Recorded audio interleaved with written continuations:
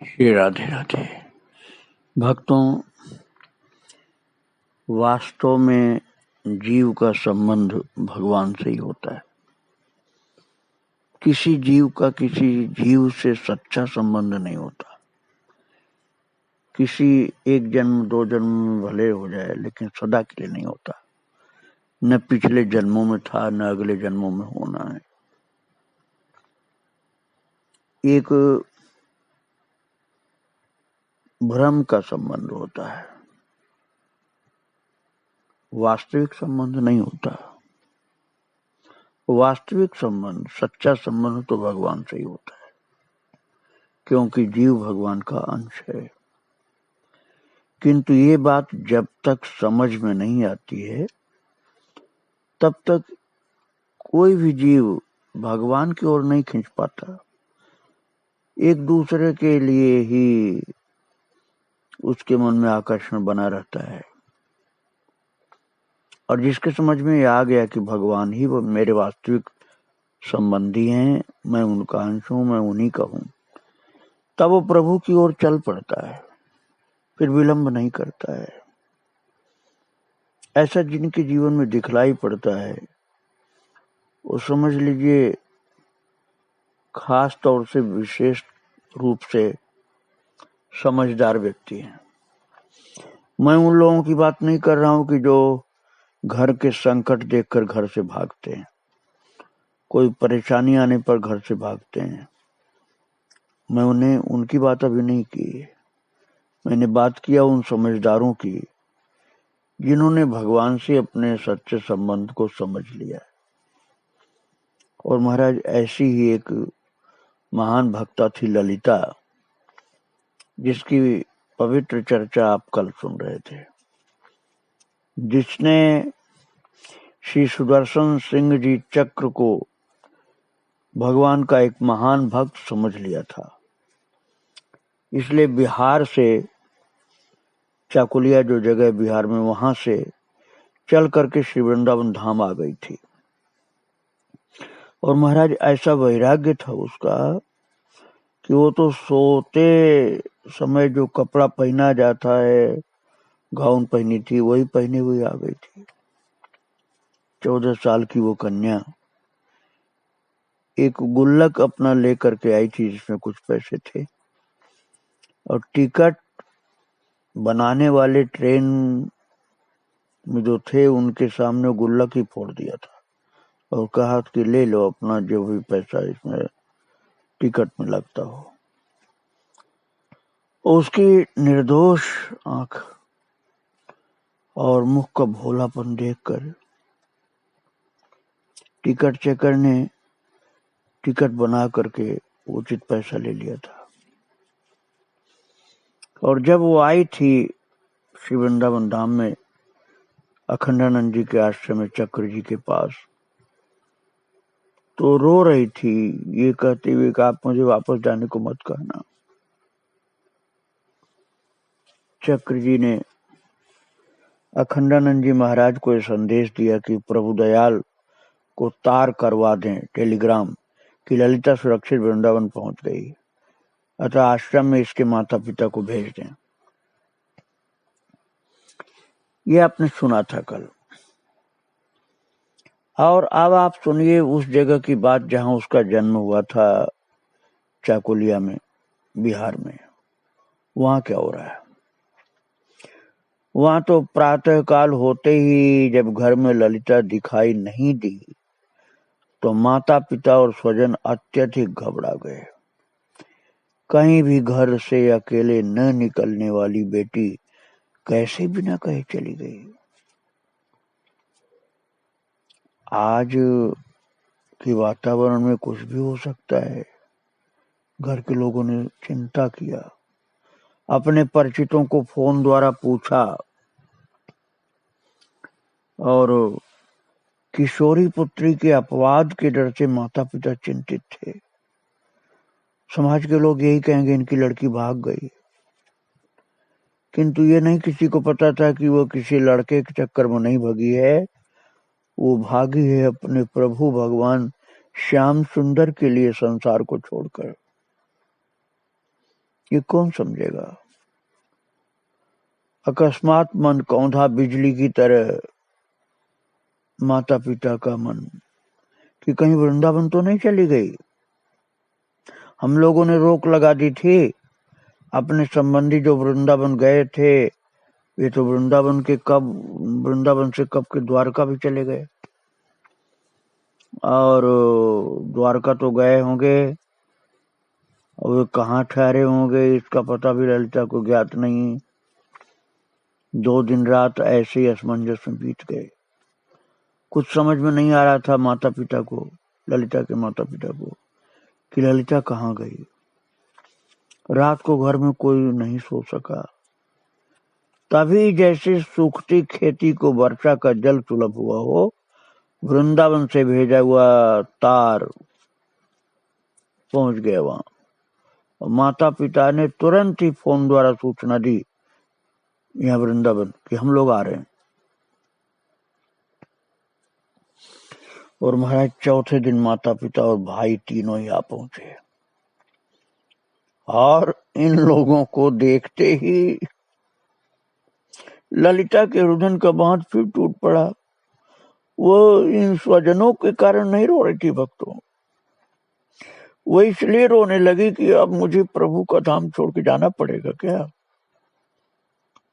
जिन अपने कृष्ण के लिए मैं सारी दुनिया को छोड़कर आई हूं, क्या उन कृष्ण को भी छोड़ करके मुझे खुद फिर से उसी घर में जाना पड़ेगा।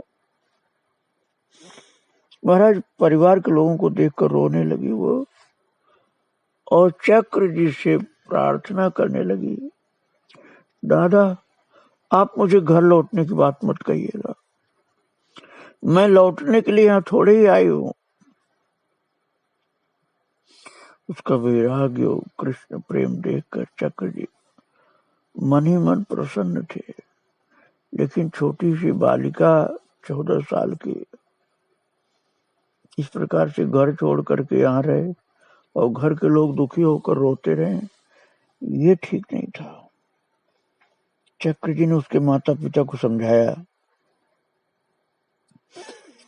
और कहा कि ललिता की मनस्थिति को संभालने में 2-3 दिन लगेंगे, आप चिंता नहीं करें,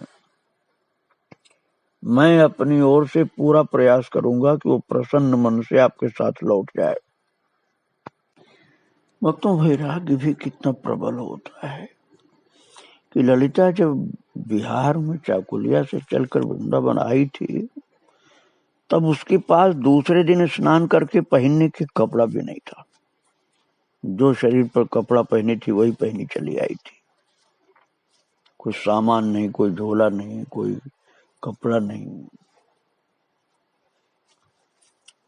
संयोगवश ये अच्छा रहा कि उसी दिन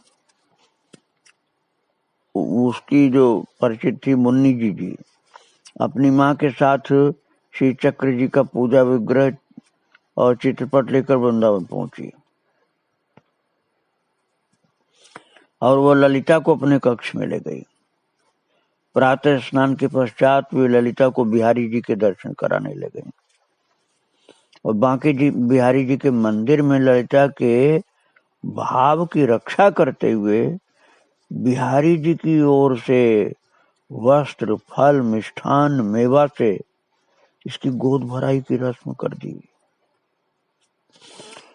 और ललिता अपने सौभाग्य की सराहना करते हुए प्रेम पुलकित नेह भरी दृष्टि से ठाकुर बांके बिहारी जी को निहारने लगी और प्रेम विभोर होकर बोली, जी मेरा मन नाचने को कह रहा है, थोड़ा सा इनके सामने नाच लूं। और उसकी प्रीत भरी बाणी पर रीझ कर परिवार के लोगों ने कह दिया, ठीक है जैसे तेरी इच्छा। ललिता ने साड़ी का पल्ला कटी में खोसा और प्रभु का नाम गाती हुई नृत्य करने लगी। ललिता ने नृत्य के लिए जैसे 2-4 बार कीर्तन किया, महाराज कितनी ऊंची भाव की अवस्था थी उसकी कि वो अचेत होकर के गिर गई। मुन्नी जी ने स्नेह से पुकार कर सचेत किया, और बिहारी जी के मंदिर में परिक्रमा की ओर से गली में ले जाकर के रिक्शे में बैठा कर आश्रम आई। भक्तों, उसका कारण ये था कि मंदिर में जिसने भी उसकी भाव विभोर दशा देखी वही उसके चरण छूने लगे, चरणरज रहने लगे लोग। तो घर के लोग परेशान हो गए कि अरे यहाँ तो सब चरणरज ले रहे हैं और ये तो बेहोश पड़ी। बड़ी कठिनाई से उसको भीड़ में से निकाल करके घर यहाँ आश्रम में लोग लाए थे, अखंडानंद आश्रम में।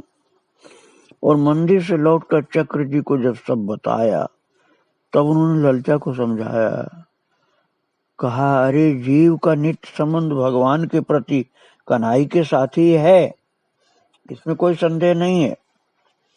इस संबंध में कोई बाधा स्वीकार करने योग्य नहीं। तुम अपने अंतरंग भावों को कन्हई के प्रति दृढ़ बनाए रखो। और हाँ, तुम्हारा नृत्य संगीत भी उसी के लिए होना चाहिए। जब नृत्य का मन हो कमरा बंद करके कन्हई के सम्मुख खूब नृत्य करो, पर सबके सामने नृत्य मत करो। चक्र जी ने ललिता को समझाया और ललिता ने उनकी सब बात मान ली। श्री चक्र जी ने उसके माता पिता के आ जाने के बाद फिर समझाया। चक्र जी ने कहा, यह शरीर तुम्हें माता पिता ने दिया है, उन्होंने इसका लालन पालन किया है, अतः शरीर उनका है। यदि पिता पुत्री का कन्यादान करता है तो उसकी देह का ही दान करता है, मन का थोड़े करता है।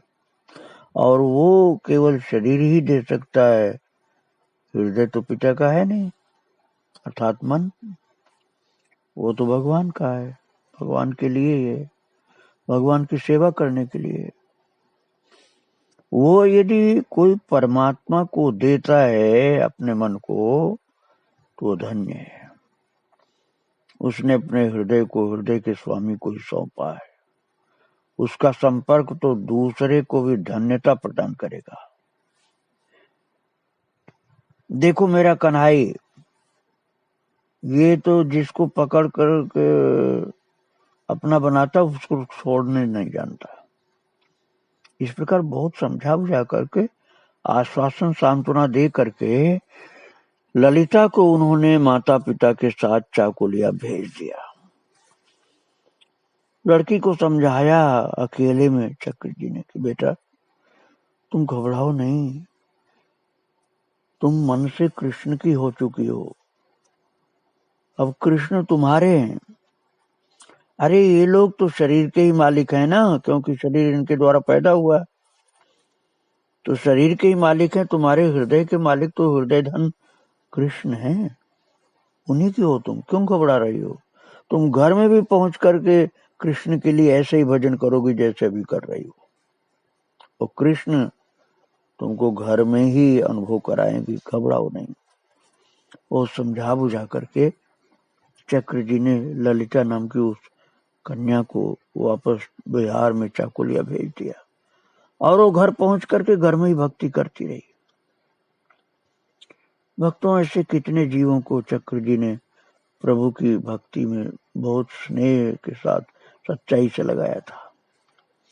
जैसे ही प्रेम विभोर होकर के भक्ति करते थे, भक्तों को भगवान की ओर लगाते थे, ऐसे भगवान भी इनके साथ खेलते थे, लीला करते थे।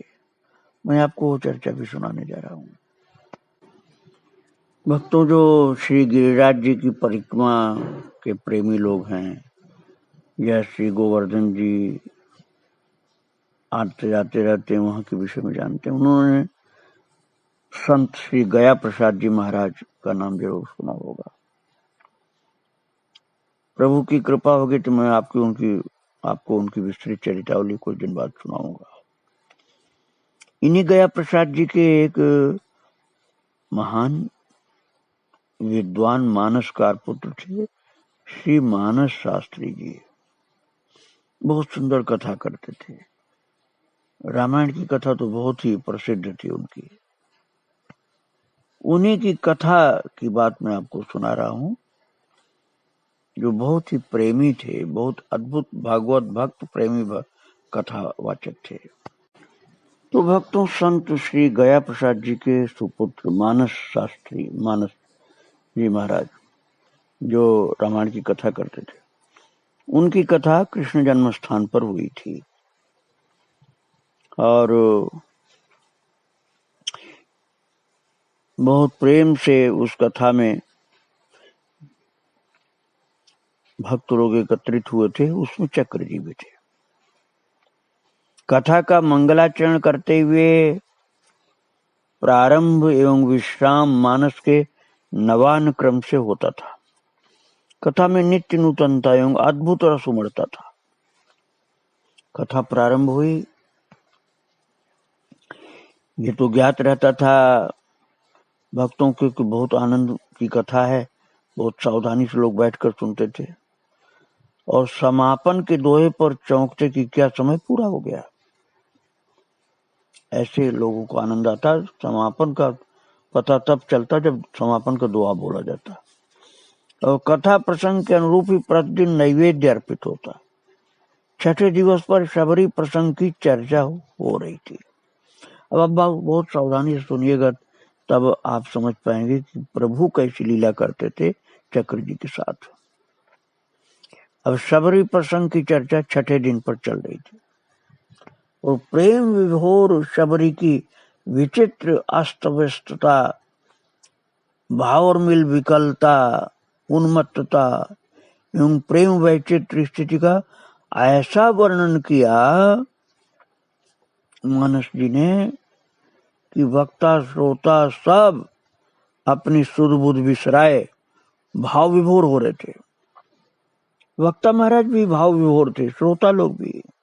और उस प्रसंग के अनुरूप उस दिन झरबेरी के बेर जितने भी उपलब्ध हो सके मंगा लिए गए थे। प्रसंग के कारण कि शबरी की बेर की कथा है तो इसलिए बेर मंगाए गए थे। और कथा श्रवण करते समय श्री चक्र जी सबसे पृथक ही बैठते थे। अपने दाहिने बाएं थोड़ा सा खाली स्थान अवश्य छोड़ दिया करते थे। उनका कहना था, पता नहीं कब मेरा भोला कन्हाई किधर से आ जाए और मेरे समीप बैठना चाहे। तो महाराज, जिस दिन शबरी मैया की कथा हुई थी, उस दिन कथा में मध्यांतर होने पर वे नित्य की भांति बैठे नहीं और न इधर उधर टहले, बल्कि प्रसाद के बेरों की 2 मुट्ठी भरी चक्र जी ने और भागवत भवन की सीढ़ियों से उतरकर सीधे अपने कक्ष में गए और 5 मिनट पश्चात फिर कथा स्थल पर आकर के स्थान पर बैठ गए। और इस कथा में श्रोता कैलाश भैया, उनकी मां एवं मुन्नी जी भी थी। ये ध्यान पूर्वक देखते रहे कि कथा के बीच में कमरे में जाने का क्या प्रयोजन था चक्र जी का। कथा विश्राम के पश्चात चक्र जी जब कुर्सी पर विराजे, तब अवसर पाकर उनसे कमरे में जाने का, उनके कक्ष में जाने का कारण पूछा इन लोगों ने कि आज आप कथा में से उठ करके 5 मिनट के लिए अपने कमरे में गए थे, क्या बात थी। तो चक्र जी सुनते ही भाव विभोर हो गए। उनके नेत्र सजल हो गए। बोले, कहना तो नहीं चाहता था, चलो बता ही देता हूं तुमको, तुम लोग बहुत प्रेमी भक्त हो। चक्र जी ने जो बात बताई वो बड़ी अद्भुत थी भक्तों। चक्र जी ने कहा कि कथा श्रवण के मध्य मेरा चिर चपल कन्हाई मेरी दाहिनी ओर आकर के बैठ गया और मेरा घुटना हिला करके बेरों की टोकरी की ओर नन्ही सी अपनी तर्जनी दिखा के बोल रहा था, दादा मैं बेर खाऊंगा। अब एक गोपाल बाल कृष्ण कह रहे भक्तों, कितना प्रेम था चक्र जी के हृदय में बाल कृष्ण से। कि बाल कृष्ण उनके पास आए हैं बिल्कुल प्रत्यक्ष प्रकट होके, और चक्र जी का घुटना हिला करके बेरों की टोकरी की ओर अपनी छोटी सी तर्जनी कन्हैया ने उठाकर दिखाया और कहा, दादा मैं बेर खाऊंगा। और बेर दिखा के कह रहे थे। तो चक्र जी बताते हैं कि मैंने कहा चुपचाप मेरे से सटा बैठा रहे, कथा के बीच में बोलते नहीं है। तो बोल रहा है। तो जब चक्र जी कहते कथा के बीच में बोलना नहीं चाहिए तो बोलता है, तो कृष्ण बाल कृष्ण फिर चुप हो जाते थे। और 2 मिनट बाद फिर वही बात कि मुझे तो बेर खाना है। अब भक्तों वो बेर वही थी जो कथा में शबरी मैया राम जी को खिलाती है।